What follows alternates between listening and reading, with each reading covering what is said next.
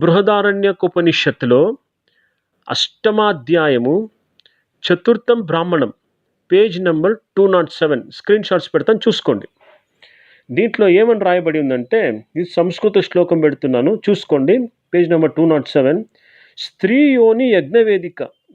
యజ్ఞవేదిక దేనికి పోలుస్తున్నారు రా బాబా. ఆ యోని మీద ఉండే వెంట్రుకలు దర్భాలు. ఒరే నాయనో, మీకు కావాల్సింది ఈ వెంట్రుకలే కదా.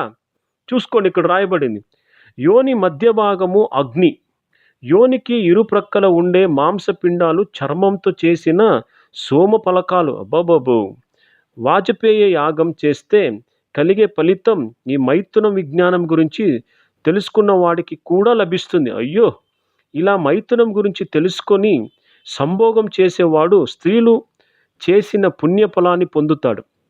ఈ విధంగా తెలుసుకోకుండా సంభోగం చేస్తే అలా చేసిన వాడి పుణ్యఫలాన్ని అస్త్రీలు పొందుతారు అంటాడు. ఏం కంపారిజను బాబా. ఏమంట, స్త్రీ యోనిని యజ్ఞవేదికకి పోల్చుకొని ఆ యోని మీద ఉన్న వెంట్రుకలు దర్భాలకు పోల్చుకొని ఏం సెలబ్రేట్ చేసుకుంటున్నారు. మీకు కావాల్సింది ఇదే కదా. ఇక్కడ వెతుక్కోండి. పాపం వేరే ఏదో క్రైస్తవ స్త్రీలు పట్టుకొని అంత నీచంగా కమెంట్ చేసుకోవడం బాగుండదు కదా. ఎట్లా సంభోగం చేయాలా, ఎట్లా సంభోగం చేస్తే ఫలితాలు దొరుకుతాయని క్లియర్గా రాయబడింది. కాబట్టి మీకు ఎలాంటి వెంట్రుకలు కావాలన్నా ఇక్కడ ధైర్యంగా మీరు చదువుకోవచ్చు. మీ బుక్లో కానీ రాయబడింది, ఆమోదించబడింది.